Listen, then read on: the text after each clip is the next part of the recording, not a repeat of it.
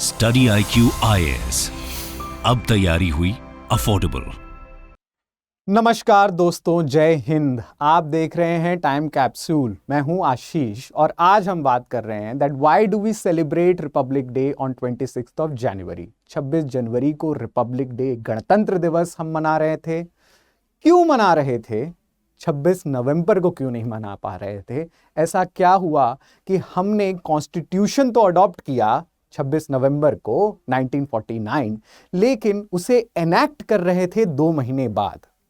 देखिए, इतिहास के सागर से हम कोशिश करते हैं कि कुछ ऐसे मोती निकालें और आपके सामने पेश करें कि कहानियों में दिलचस्पी बढ़े, पढ़ने पढ़ाने की संस्कृति बढ़े, और साथ ही साथ this is how we approach history in study IQ, right. But syllabus के साथ साथ कुछ इंपॉर्टेंट ऐसे भी टॉपिक्स होते हैं जो किसी एग्जाम से भी बड़े होते हैं, किसी पर्टिकुलर टॉपिक से भी बड़े होते हैं, और आज वैसा ही दिवस है। So on the eve of 26 of जनवरी हम ये टॉपिक लेके आए आपके सामने। बहुत सारे स्टूडेंट्स को ये पता है, बिल्कुल पता है कि पूर्ण स्वराज रेजोल्यूशन 1929 को जवाहरलाल नेहरू दिसंबर के आसपास में पूर्ण स्वराज रेजोल्यूशन लेके आ रहे हैं। ये पूर्ण स्वराज रेजोल्यूशन क्या था? कहने का मतलब ये था कि स्वराज नाम की जो वर्ड थी वो इंडियन नेशनल मूवमेंट में कई बार बस ऐसे ही ली जाती थी, नाम के तौर पर ली जाती थी। फॉर एग्जाम्पल, तिलक कहा करते थे that Swaraj is my birth right and I shall have it. But हो सकता है तिलक के लिए स्वराज के मायने कुछ अलग हों।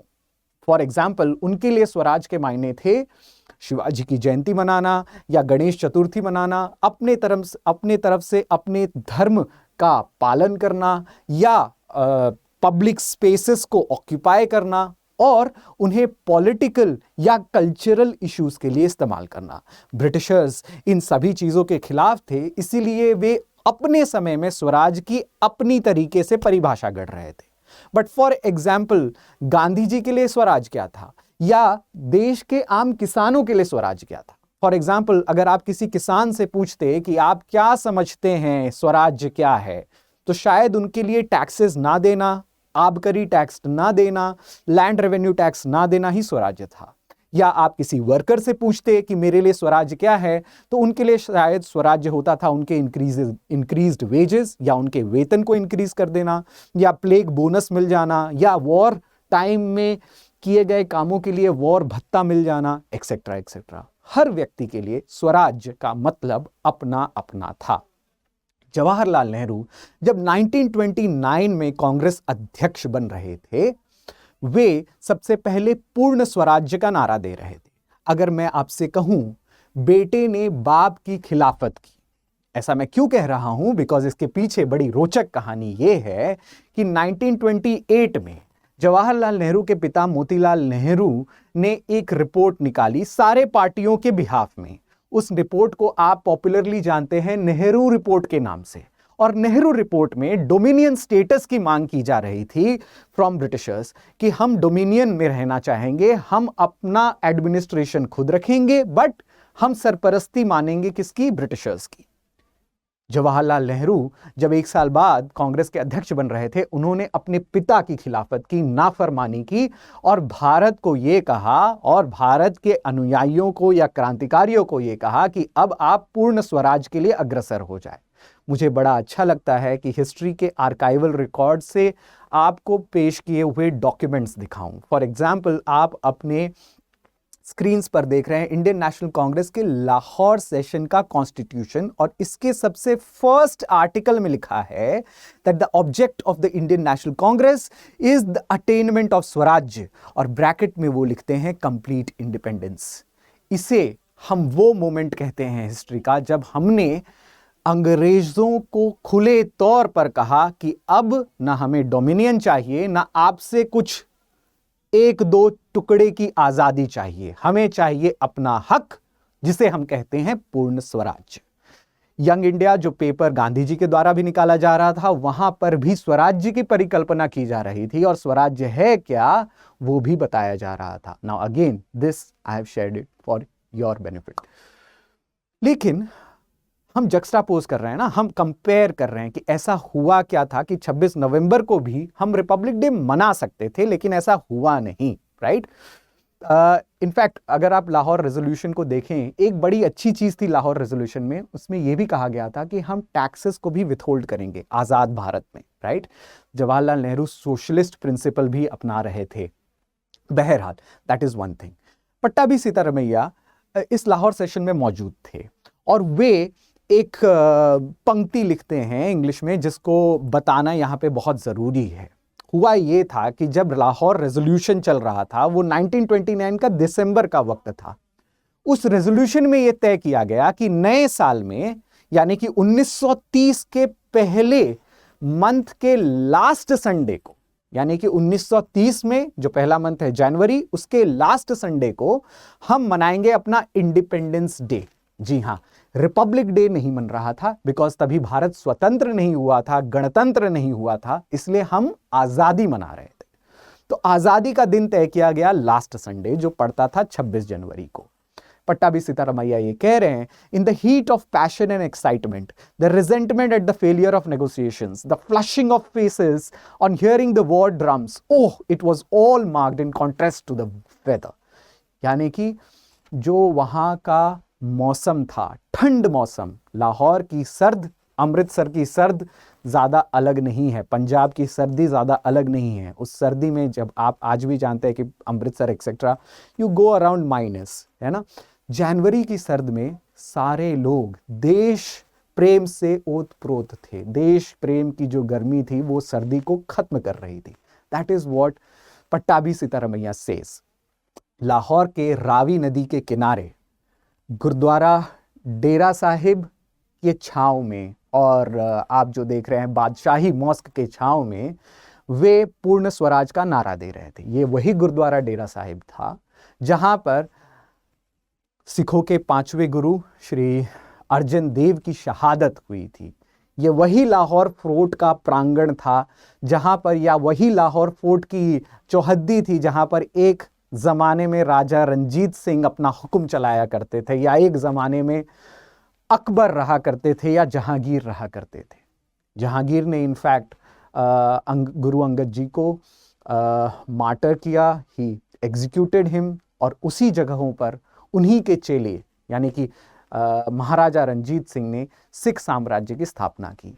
लाहौर की धरती में ये कहा जाता है कि क्रांतिकारियों का खून सना हुआ है। ये वही लाहौर की धरती है जहां पर लाला लाजपत राय ने भी चोट खाई। लाहौर रेलवे स्टेशन पर वो एंटी साइमन कमीशन प्रोटेस्ट के दौरान जख्मी होते हैं। ये वही लाहौर की धरती है जहां पे सरदार भगत सिंह ने सॉन्डर्स को जख्मी किया और उन्हें मौत के घाट उतारा, इस बात को लेके कि वे लाला लाजपत राय को कैसे लाठीचार्ज करवा सकते हैं। वो ये कहा करते थे that the man who is reward by millions, एक व्यक्ति जो लाखों के द्वारा पूजनीय है, वो एक तुच्छ ऑफिसर के द्वारा मारा नहीं जा सकता।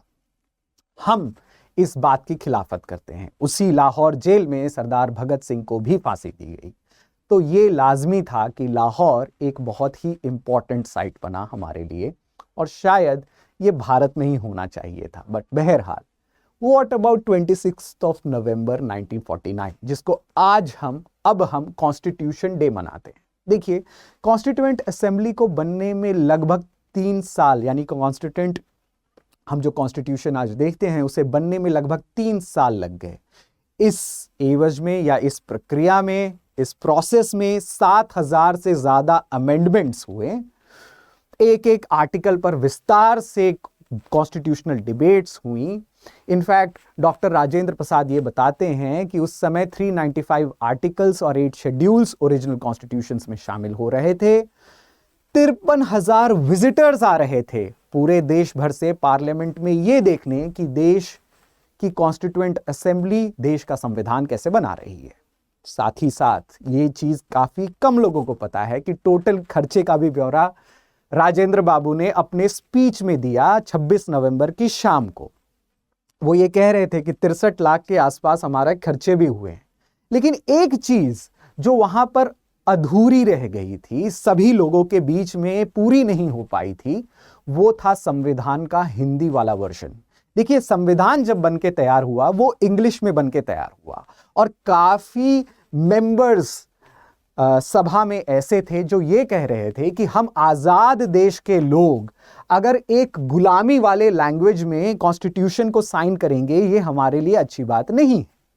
26 जनवरी का दिन तो जरूर मुकम्मल तौर पर इसलिए भी चुना गया कि पूर्ण स्वराज रेजोल्यूशन से यह जुड़ा हुआ था, लेकिन कॉन्स्टिट्यूएंट असेंबली के सारे लोगों ने मिलकर यह फैसला किया कि 2 महीने का वक्त और दिया जाए राजेंद्र बाबू को ही। जी हां, राजेंद्र बाबू को, यानी कि भारत के प्रथम राष्ट्रपति को यह ब्यौरा काम का मिला कि आप कॉन्स्टिट्यूशन को हिंदी में ट्रांसलेट करेंगे।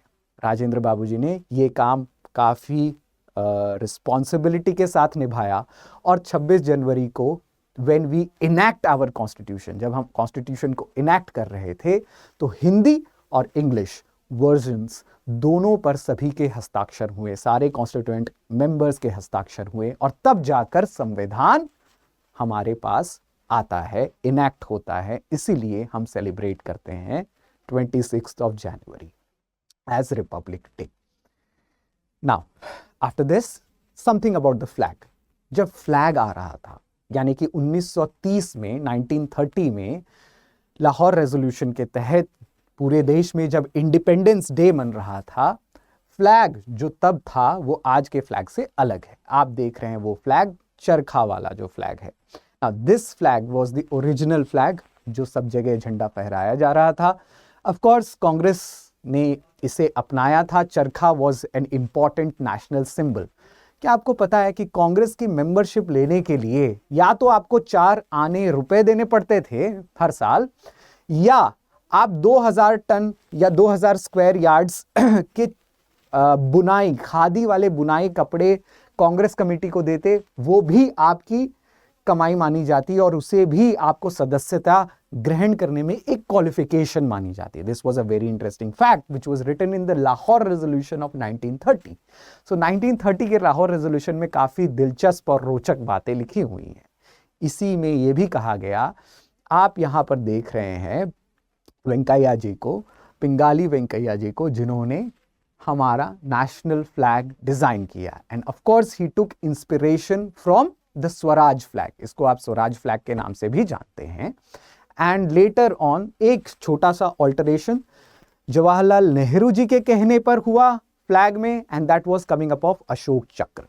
अशोक चक्र जो बुद्धिज्म से भी रिलेटेड है, वो चरखा को रिप्लेस करता है और सेंट्रल सिंबल के रूप में आता है। Now, that was the stories which is related to the flags, the resolution, etc. Now, those who want to prepare for it, देखिए, if you want to prepare for UPSC exam, मैं आपको एक simple fact बताता हूँ। Exactly 2 साल 11 महीने 17 दिन लगे थे कॉन्स्टिट्यूशन को बनाने में, और बनाने के क्रम में बहुत सारे लोग साथ में बैठे थे। हमारी मंशा ये रहती है कि विद इन 90 डेज आपको polity, economy, geography, society, history की लेक्चर्स कॉम्प्रिहेंसिव रूप में दी जाए। ये अपने आप में बहुत बड़ा टास्क है। आज़ाद देश के आज़ाद नागरिक, अगर आप ये मंशा रखते हैं that you want to serve your nation, आज 26 जनवरी के दिन पे अगर आप ये प्रण रखते हैं अपने मन में, तो let us help you through our programs. Of course, if you are preparing for prelims, enrol in our SIP program. अगर आप फाउंडेशनल बैचेस के लिए, यानी कि 2024 के मेंस के लिए प्रिपेयर करना चाहते हैं, you can go with our foundational batches etcetera. But remember, this is a special offer for 26th Jan itself. Republic day का स्पेशल ऑफर है। आपको on the going on prices extra off मिलेगा, but बात सिर्फ of की नहीं है। हमारा मोटो ये रहता है that we provide quality along with affordability. दोनों ही चीजें हमें देखनी है। As I told you, history की चीजें या हिस्ट्री की एक छोटी सी टॉपिक, फॉर एग्जाम्पल ये पूरा हिस्ट्री का सिलेबस तो नहीं है जिसको मैंने आपसे डिस्कस किया, लेकिन जी हाँ, सिलेबस का एक पार्ट जरूर है। This is how we approach history also in study IQ। So अगर आपकी परेशानी, of course if I am dealing with history, I am talking about it, आपकी परेशानी हिस्टोरिकल फैक्ट्स को लेकर है या इस प्रकार के नरेटिव्स को लेकर है, I am sure you should look no further. Enrol it, see your dream come true, be a doer. आप ज़्यादा दूर नहीं है प्रीलिम से। एंड ऑफ कोर्स अगर आप फाउंडेशनल कोर्सेज चाहते हैं, अपने फाउंडेशन को स्ट्रॉन्ग, जड़ से मजबूत बनाना चाहते हैं, ऑल राउंड द ईयर हमारे coachings with respect to foundation courses चलते हैं, along with notes, along with current affairs, along with test series. ये चीज़ आपको SIP में भी मिलेगी, not to forget that. So thank you for watching Time Capsule. My name is Ashish. Happy Republic Day to you. Thank you. Study IQ IAS, अब तैयारी हुई affordable.